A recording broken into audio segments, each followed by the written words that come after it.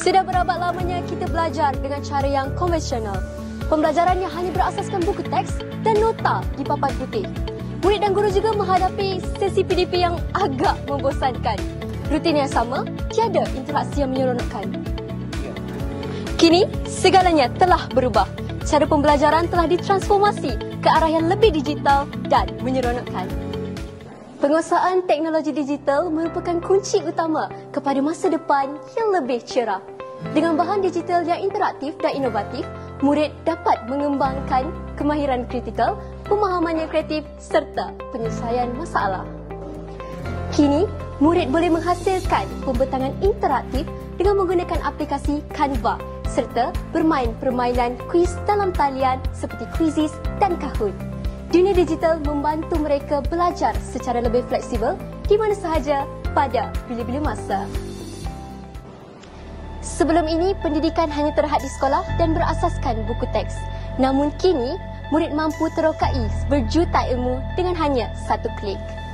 Teknologi digital mampu memberi peluang kepada mereka untuk melayari maklumat, berhubung dalam forum dan mengambil bahagian dalam pertandingan atas talian. Murid juga boleh menggunakan platform delima iaitu Digital Educational Learning Initiative Malaysia sebagai satu pelantar sehenti untuk semua keperluan pendidikan. Menerusi delima, murid boleh menyesuaikan diri dengan kecerdasan buatan ataupun lebih dikenali sebagai AI dengan menggunakan AI tools seperti ChatGPT, Perplexity dan sebagainya. Bahan digital juga boleh dihasilkan di Studio TV PSS. Di sini kami menggunakan teknologi seperti layar hijau ataupun lebih dikenali sebagai green screen. Layar hijau juga dapat membantu guru sebagai bahan bantu mengajar yang lebih efisien. Selamat datang, hari ini kita akan belajar tentang jantung. Jantung merupakan organ yang sangat penting dalam kehidupan manusia.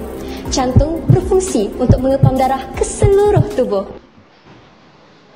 Guru adalah tunjang utama dalam pendidikan.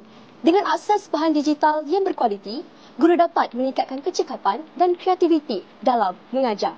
Latihan profesional dan sumber pembelajaran dalam talian membantu mereka untuk meneroka kaedah pengajaran yang baharu yang lebih efektif.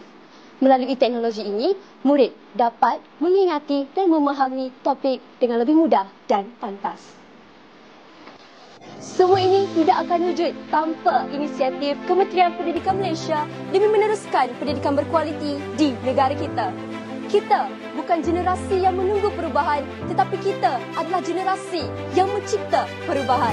Sama-sama kita realisasikan bahan digital memperkasakan pendidikan negara. Ilmu tanpa sepadan, pendidikan tanpa batasan.